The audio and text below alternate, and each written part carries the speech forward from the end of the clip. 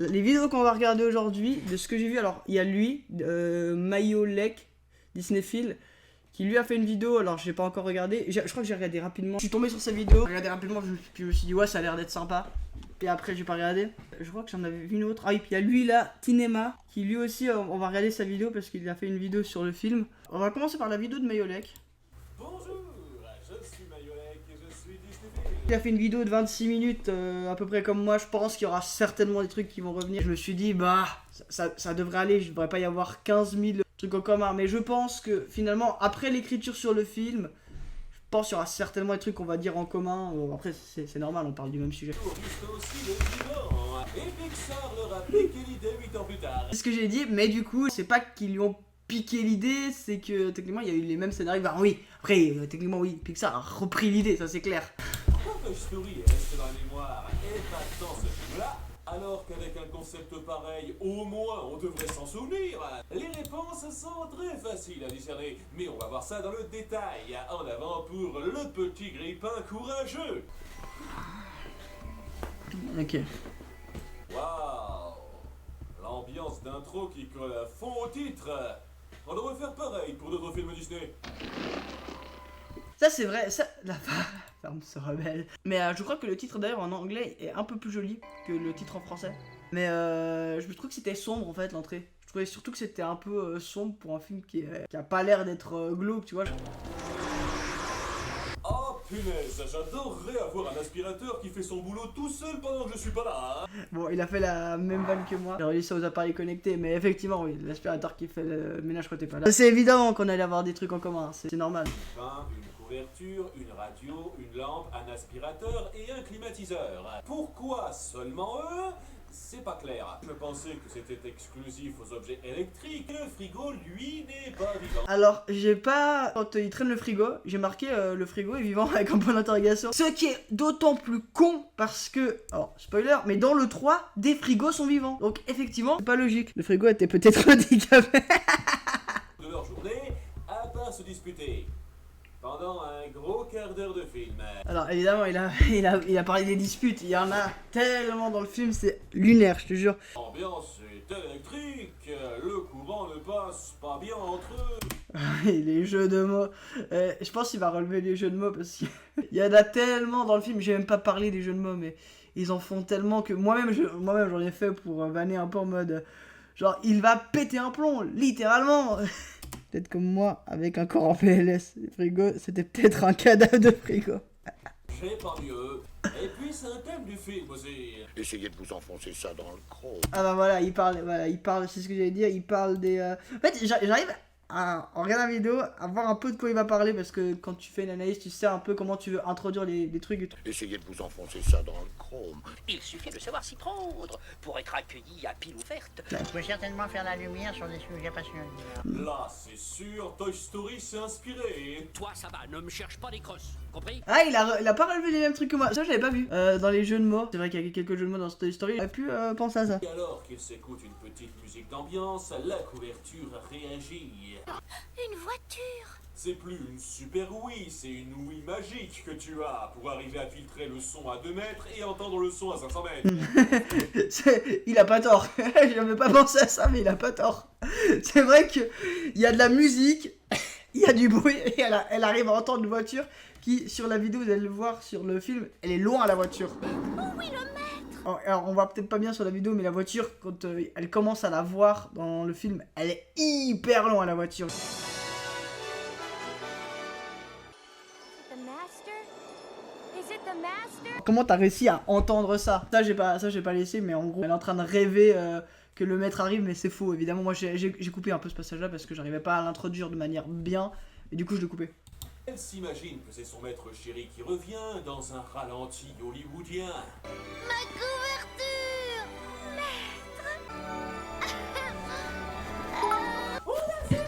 L'accent chinois. Alors pour ceux qui regardent la rediffusion, on m'a donné de faire l'accent chinois, ce n'est pas de ma faute, je me déresponsabilise, merci. Bonjour. J'ai le problème. Ok, voilà pourquoi ça marche dans Toy Story et pas ici? Non, alors il a raison, c'est qu'en fait ça marche pas trop parce que c'est des jouets. Pour ça il a vraiment pas tort, c'est vrai que ça marche dans Toy Story mais pas dans le film parce que ce côté où on s'attache pas à des objets inanimés. Pour ceux qui se sont amusés avec des jouets quand ils étaient jeunes, c'était l'équivalent de compagnons de vie l'espace d'un moment. Combien de gens ont jamais considéré leur fourniture comme compagnons de vie? L'idée d'une relation affective à ce stade avec ce genre de choses, c'est juste aberrant. Quand on voit cette couverture chialée sur la photo de son propriétaire, on dirait presque une grosse parodie. C'est trop surexagéré pour des objets. Là que le climatiseur, qui a la même voix que Bourriquet, Mais rien du tout, mon grand, absolument. J'avais pas tilté. C'est très drôle, j'avais pas tilté qu'il avait la même voix que Briquet dans Winnie l'ourson. Le maître ne jouait pas avec toi. C'est parce que tu te retrouvais toujours seul. vraiment? Mais quel enfoiré! Qui n'a jamais fait de partie de Colin-Maillard avec son climatiseur? Et il finit par péter un plomb, littéralement. Ah voilà, la vanne facile, il finit par péter un plomb littéralement évidemment. Je savais que c'était qu'une question de temps avant que Bourriquet se suicide. C'est très drôle. Sa vanne, il a relié le fait qu'il ait la même voix que Bourriquet au fait que Bourriquet se suicide. Dans Winnie l'ourson, il est déprimé Bourriquet, donc effectivement très bonne vanne, très bonne vanne. J'aime bien son écriture, j'aime bien sa vidéo. On a quand même une écriture assez différente, on n'aborde pas les mêmes trucs, c'est marrant, c'est plaisant de regarder sa vidéo du coup. Je vois un truc un peu différent du coup, c'est cool. Il découvre qu'on met la maison à vendre. S'engueuler et chialer, c'est le plus gros de ce qu'ils savent faire. Ça c'est vrai, c'est vrai. On va sortir et partir à la recherche du maître. Petite question. Et ça t'ennuierait beaucoup de nous dire comment tu envisages ce voyage? Eh ben, je... Merci de la poser pour moi. Et leur solution, c'est de se faire tirer en chaise roulante par le vieil aspirateur grognon. Ça répond qu'à une partie de la question. Laissez-moi reformuler. Comment vous comptez passer inaperçu? On esquivera cette question-là. Il passe par un champ de ronces et s'engueule. Qu'est-ce qui a eu l'idée saugrenue de nous faire passer par ici? Je me rappelle parfaitement que c'est la lampe. Ah oui? Et qu'est-ce qui est censé être le spécialiste de la navigation? En fait, le but, c'est de rappeler à certains enfants l'ambiance familiale de leur foyer. C'est les deux parents qui se regardent, c'est très drôle aussi, très drôle. C'est vrai que c'est un peu ça. Passons au sport en direct. Est-ce que vous pourriez raconter une histoire, s'il vous plaît? Ça c'est putain de vrai, hein. C'est vrai qu'il ne raconte rien, que des engueulades. Le début du film, c'est des engueulades et des trucs qui servent à rien. Et toi, retourne à ta place pour dormir et laisse-moi tranquille. Eh, ça suffit, hein, ça suffit. T'es aveugle, tu vois pas la ligne là, hein? Doucement! Je ne suis pas notre maître. Va ennuyer quelqu'un d'autre, s'il te plaît. D'accord, c'est un concours pour qui sera le plus gros connard, en fait. C'est vraiment que c'est des bâtards à ce moment-là. Le lendemain, il tombe sur un étang où la faune... Ça je l'ai pas mis parce que ça sert à rien en fait, c'est long. Les animaux qui dansent, qui chantent, mais ça sert à rien du tout. Genre, je me suis dit mais je vais gagner du temps en fait dans le montage. J'en ai pas parlé d'ailleurs dans l'écriture, puis je me suis dit mais ça sert à rien de parler de ça. Voilà. Ça dure combien de temps? Cool! 3 minutes 30, et c'est long hein, je vous jure, 3 minutes 30, pour ce que c'est long. Et ça apporte quoi? Rien, putain! Voilà, exactement, ça n'apporte rien, c'est long et c'est chiant cette partie. On dirait qu'ils avaient un peu de temps à caser, et il nous manque 3 minutes, alors vas-y, rajoute une chanson entre là et là, vas-y. Il faudrait quand même qu'on se trouve un abri convenable. C'est vrai, pour qu'on soit à l'abri de cela, surtout. Est-ce que je suis bloqué dans une boucle temporelle mentale? Vous savez qu'il y a d'autres façons de communiquer en dehors de ça. Faites comme la couverture, qui elle est accueillante, Ouais. ultra extensible, Si, il a pas tort, c'est qu'elle est très extensive par rapport à la taille qu'elle avait de base. suspicieuse du comportement de... Le film allait s'appeler Engueulade partie. Non mais vraiment, hein. La lampe est un peu suspicieuse du comportement de Grille-Pain envers couverture. Qu'est-ce que c'est que cette comédie avec la couverture? Hein? C'est vrai que tu connais pas trop, ça s'appelle être gentil. Essaye un peu de temps en temps pour voir. Mais sérieux, c'est bien de ça qu'il s'agit. T'avais encore jamais vu aussi gentil avec quelqu'un. Et maintenant, brusquement, je te vois plein d'attention avec quelqu'un. Bizarre. D'habitude, on se fout tous sur la gueule, c'est ça notre créneau. Remise en question de la lampe en mode mais pourquoi t'es gentil, mais mon dieu, mais qu'est-ce que c'est que ça? Entre deux scènes, il s'est dit, ce serait peut-être cool d'être agréable envers les autres. La nuit dernière, je l'ai envoyé se faire foutre, mais la valse des grenouilles m'a totalement mis en question. Développement grand personnage. Une tempête se lève et se met à emporter la pauvre couverture. Pour une fois qu'elle était utile. Et c'est là que Lampi se dit: oh zut, Putain, il n'y a attends. plus de batterie pour la route. Oh zut, t'es pas de sens. Tu m'as toujours envoyé les pires épreuves et je les ai toutes endurées. Mais maintenant, je peux te les renvoyer. Frappe-moi. Ah, c'est pas dans le son qu'il a mis, je crois que c'est dans Avatar. C'est Zuko. Je crois que c'est Zuko quand il se prend... parce que dans Avatar, le dernier maître de l'air, à un moment, les maîtres du feu, ils peuvent faire de l'électricité. Et je crois que c'est peut-être ça, là, enfin, quand il gueule, Zuko. Mais rassurez-vous, il a juste l'ampoule pétée. Ah, on revient au vieux classique. T'as cru que j'étais mort. Alors, en gros, je pense que là, il met les fausses morts qu'il y a dans toutes les vidéos qu'il fait. Il a dû instaurer ça, une genre de running gag sur sa chaîne. Alors, je prédis qu'à la fin, ce sera à 33, parce qu'il y a encore la fausse mort du grippin, et il y a le climatiseur qui revit. Parce que le climatiseur, à la base, là, il est mort, mais à la fin, le maître le répare. Donc, je prédis qu'à la fin de cette vidéo, son chiffre sera à 33. Eh, mais attention, enfin. Cette scène lunaire, Aspi, non, ça n'a aucun sens.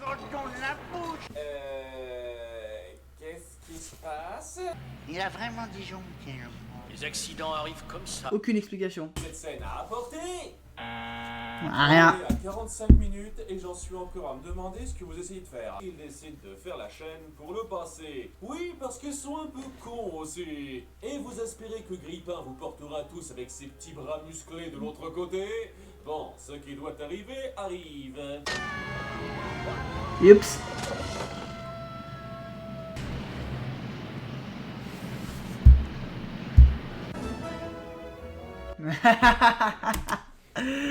Ah, il a eu la même vanne que moi. Ah, bien joué, bien joué, bien joué. Ah, ça j'avais pas vu venir. Ah, ouais. Bon, après, honnêtement, quand il part comme ça, il disparaît. Et évidemment, t'as envie de mettre le générique pour la vanne. J'aime bien son humour. On relève pas les mêmes trucs, mais il y a des vannes, c'était obvious, c'était évident. Non, il plonge sauver ses amis qui, contrairement à lui, ne sont pas des experts de la brasse en courant fort. Hein. Ça doit être une de ses expériences de jeunesse. Et les enfants, vous savez l'heure qu'il est?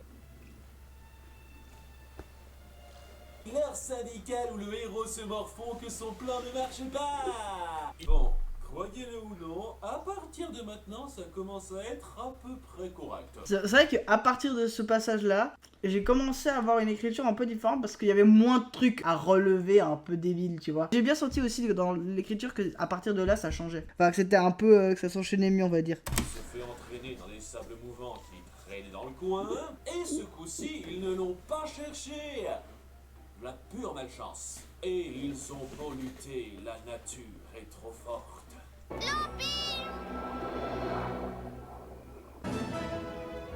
Alors, j'ai pas pensé à la faire à ce moment-là, mais... Pas con, effectivement, pas con. Ils sont sauvés par un humain qui passait par là et qui a entendu la radio. Et les jette dans le coffre de son Giga Monster Truck.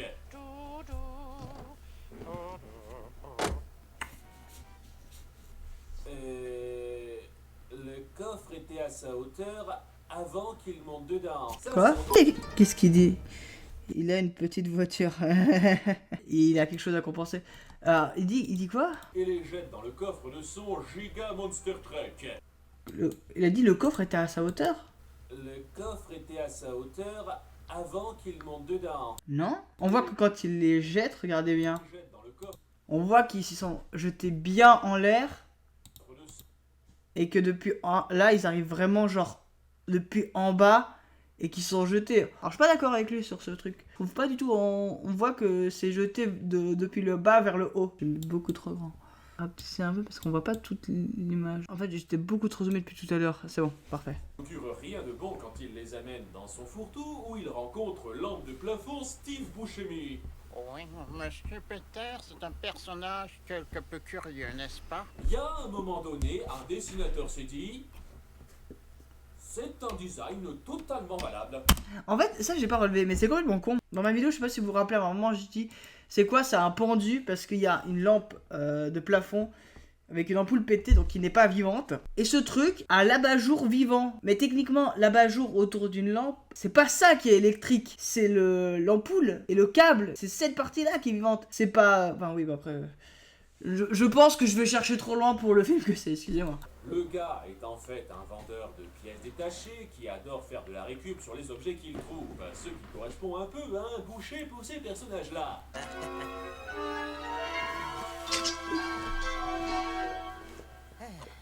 Ouais, c'est bien beau de vouloir rendre ça horrible. Dans la réalité véritable, il fait absolument rien de mal. Une fois de plus, on sent qu'il y a peut-être eu une certaine inspiration de la part d'un certain grand studio 8 ans plus tard. Ah évidemment, ça aussi je l'ai relevé parce que évidemment, très similaire à Toy Story, très similaire. La commande de Madame Gâteuse. Madame Gâteuse. Bon, ça me paraissait drôle. Hein. Quand je l'ai vu, je me suis dit, ça me paraît drôle. Oui, moi, monsieur Trou de Balle, je réponds à votre demande et tout de suite. Ah oui, c'est pile pour la radio. Ah mais bien sûr. Oh, ça tombe mal quand même. Il le sauve en jouant au fantôme. C'est tout public ce truc. Vous voyez, ça a marché. Il est marre. Il est marre. De tous les objets. Pourquoi ils n'ont pas essayé avant? Ça c'est vrai, pourquoi ils se sont pas enfuis avant? Surtout qu'ils en ont rien à foutre qu'il y ait des gens autour. Hein. Notre groupe repart sur les chapeaux de roue et arrive enfin à la ville où personne ne les remarquera parce que ta mère. Ça c'est vrai, ils sont en pleine ville et personne ne les remarque. Vieille maison pour récupérer de vieux trucs comme la radio ou la lampe. Ça peut me servir dans ma chambre. Oh ben, c'est pas de veine. On a donc Deux jours. les 237 des deux groupes qui se croisent sans se voir. Ah, j'avais pas vu celui-là, j'avais pas vu. Ah oui, là on les voit, et là il y a voiture qui passe. Le héros demande l'adresse de Rob et s'y rendent sans souci. Sans doute parce que la concierge était myope. Tant de causer que les gadgets neufs se lancent dans une chanson snob pour dire qu'ils sont trop high-tech, t'as vu? Mater la pointe de la technologie. Ah, il a traduit, ça c'est cool, il a traduit la chanson. Ah non, c'est pas une traduction.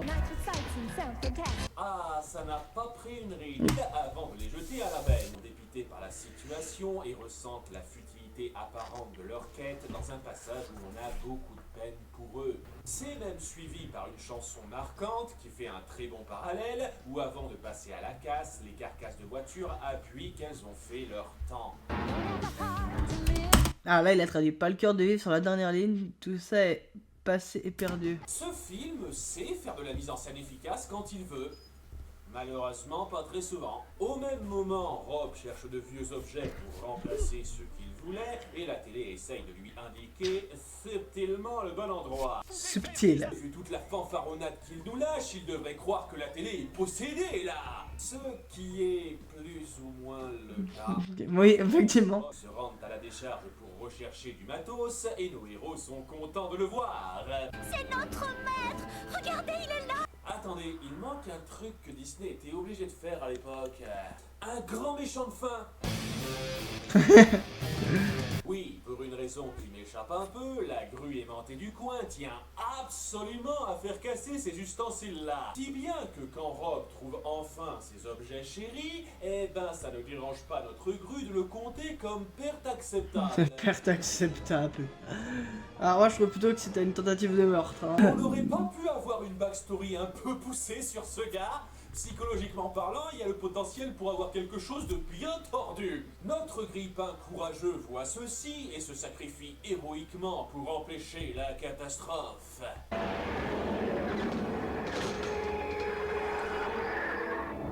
Rassurez-vous, il est réparé en épilogue. Mon Dieu, tu me gâtes. Ah, j'avais dit 33, mais il est pas revenu en fait, c'est vrai qu'il est pas revenu sur le climatiseur qui a revu.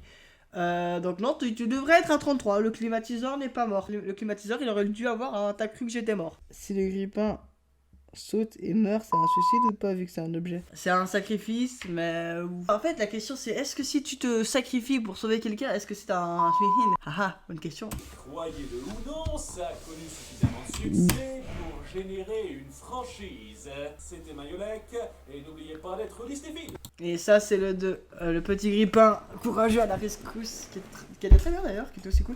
D'ailleurs, je ne comprends pas pourquoi sur l'image il est rose l'aspirateur. Sur le 1 ou sur le 2, l'aspirateur il est rose. sais pas si c'est les impressions de l'époque qui marchaient pas. Il a fait sur le 2 et le 3, je vais pas le regarder parce que je vais aussi moi faire sur le 2 et le 3 donc... Il est pas courageux, ça aurait pu être remplacé par n'importe qui. Le petit toilette courageux. Le petit micro-ondes courageux. Alors le petit toilette courageux, je pense que ce serait un peu à chier. Elle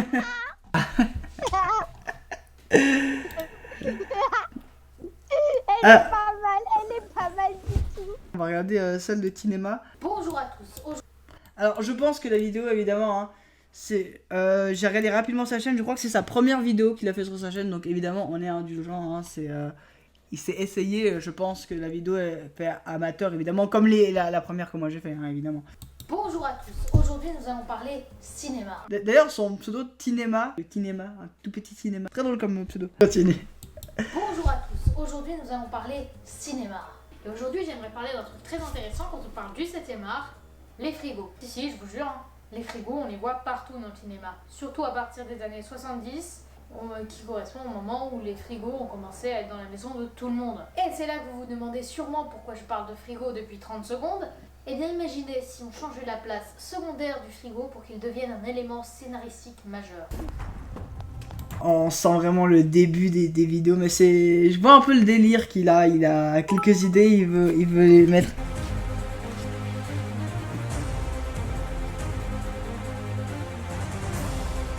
Ah, il se bat contre le frigo. Jus de pomme 22 novembre au cinéma.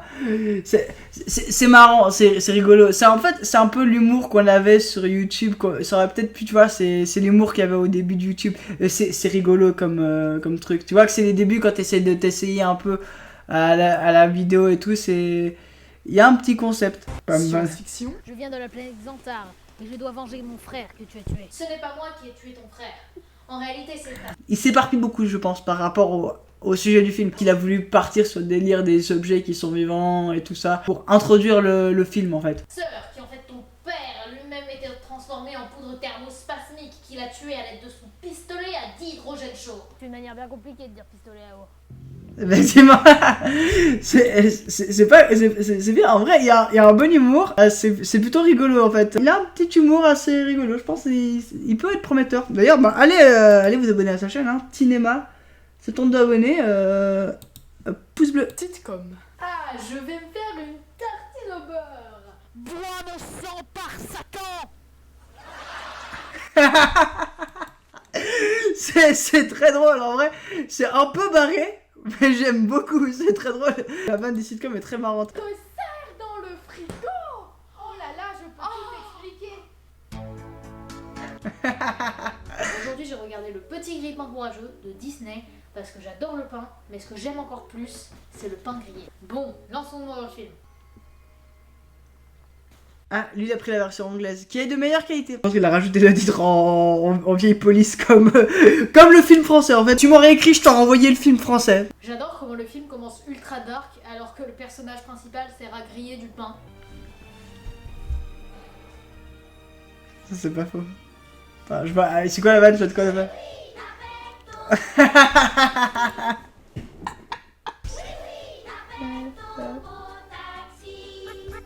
C'est pas mal, en vrai il est prometteur, je pense qu'il a un bon truc. Est-ce que c'est la maison d'une lampe?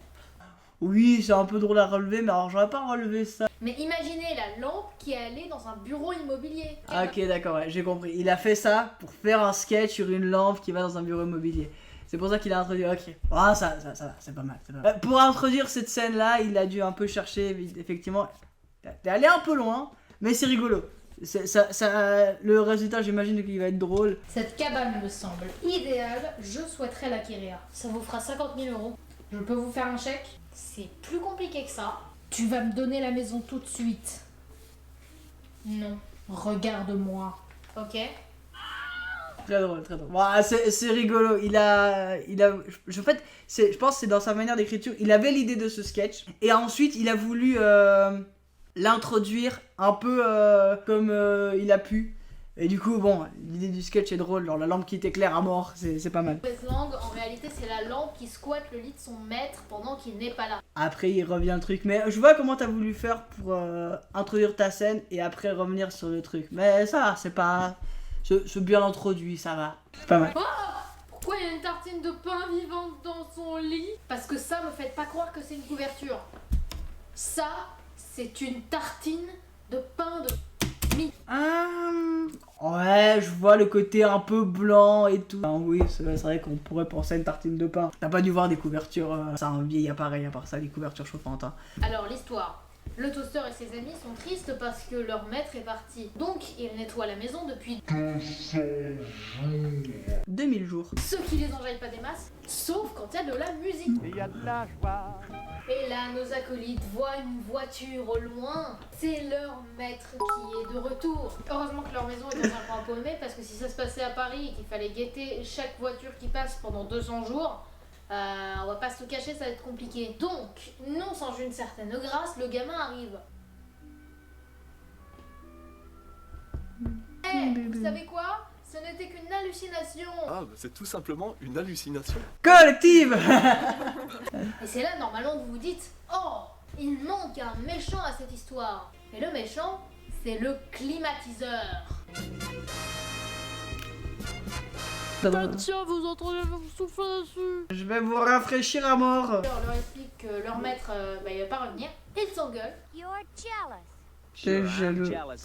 Jaloux d'une bande d'imbéciles imbéciles. T'es jaloux parce que notre maître ne joue jamais avec toi. Ils jouaient avec un grille-pain peut-être. T'aurais pu aussi, je pense, faire une vanne dessus là. Les compères découvrent qu'en fait, la maison dans laquelle ils se trouvent va être vendue. Oh mon dieu! Toy Story serait un plagiat? Oh, j'avais pas relevé ça! C'est vrai que dans Toy Story, il y a un déménagement qui est prévu. Et du coup, ils doivent se dépêcher de revenir dans le Toy Story 1. Entre ce que lui, il a relevé, Mayolek, tu sais, le côté où il y a les jeux de mots de Toy Story, plus que lui, il a relevé du déménagement, plus que moi, j'ai relevé, il y a tellement de similitudes avec Toy Story. Les scénarios sont les mêmes, donc, mais ils sont vraiment inspirés de ce film. Hein. Bon, revenons au film. Le toaster propose à tous ces joyeux lurons d'aller chercher leur maître. Nous sommes partis.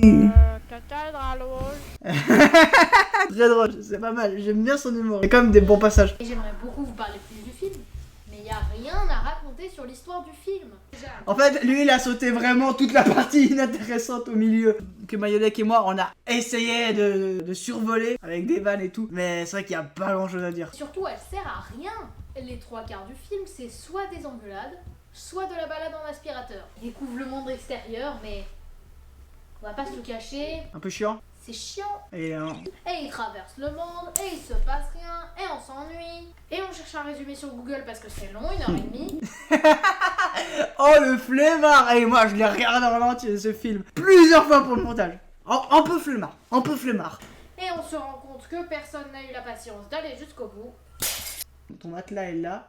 Du coup, j'espère que t'as mis un truc pour attraper ton pauvre téléphone. Le film, on dirait vraiment Toy Story, mais nul. Il y a des bonnes idées, nul, bons éléments scénaristiques, mais il n'y a pas d'histoire. Et donc, il n'y a pas de film. Pour raconter la fin, quand même, les ustensiles arrivent chez leur maître pile au moment où il n'était pas là. Et puis après, ils se font jeter à la poubelle. Ah là, tu vas très vite, hein. Ils se font jeter à la poubelle, ils arrivent, ils se font jeter à la poubelle. Ah, j'aurais pas pu résumer comme ça. Il y avait des trucs où j'hésitais à les sauter ou pas. J'avais trop de. Je me disais, ah si je saute ça, on va pas comprendre et tout. Toi, t'as sauté vraiment genre. Il y a un grand combat final à la décharge contre une presse automatique qui tient absolument à tuer des gens. Pas mal.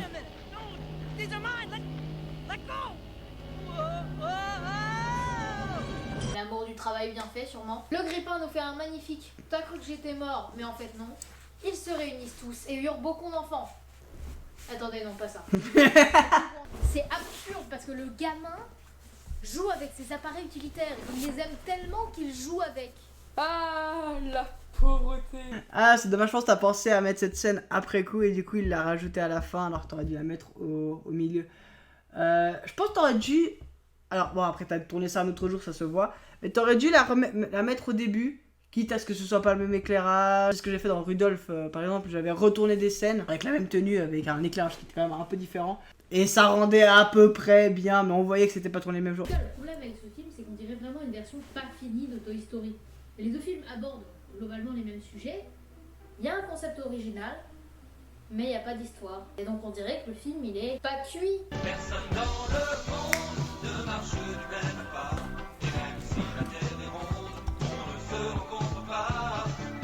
pas mal, j'aime bien. C'était assez rigolo, franchement. Merci d'avoir suivi le live, ou merci d'avoir suivi cette vidéo vu qu'il y aura une rediffusion. Tchuss!